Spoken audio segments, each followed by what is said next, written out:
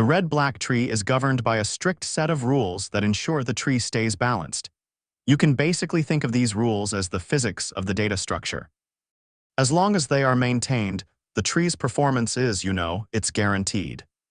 We can define a red-black tree in two equivalent ways: by coloring the nodes or by coloring the edges.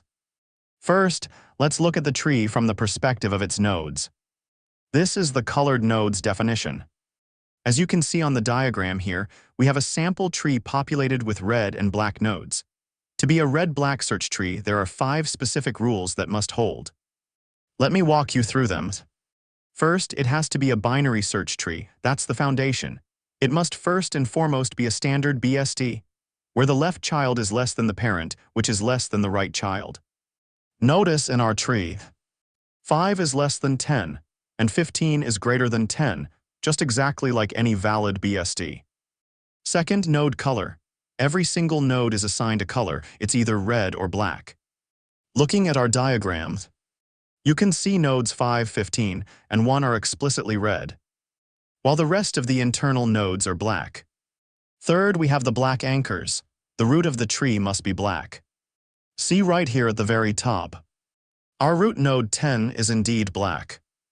Additionally, all external nodes, basically the null pointers at the ends of branches, are considered black.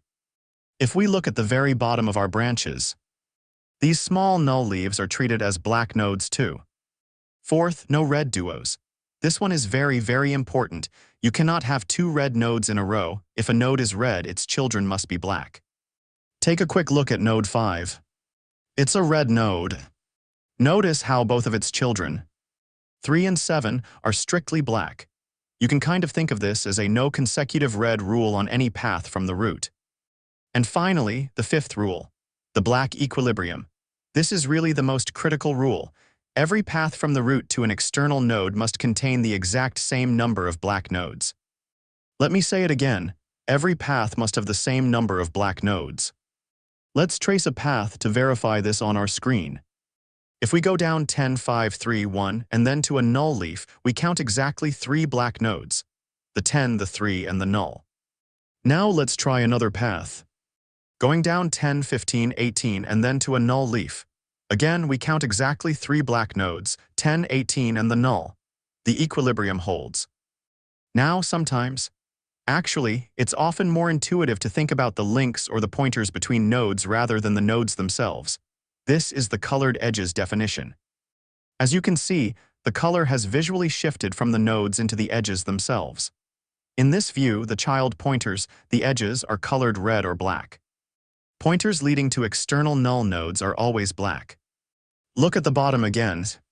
These pointers to the nulls remain definitively black. Just like before, no 2 red pointers can appear consecutively on a path. Notice our red edge going to 5 is immediately followed by black edges. And every path from the root to an external node must have the same number of black pointers.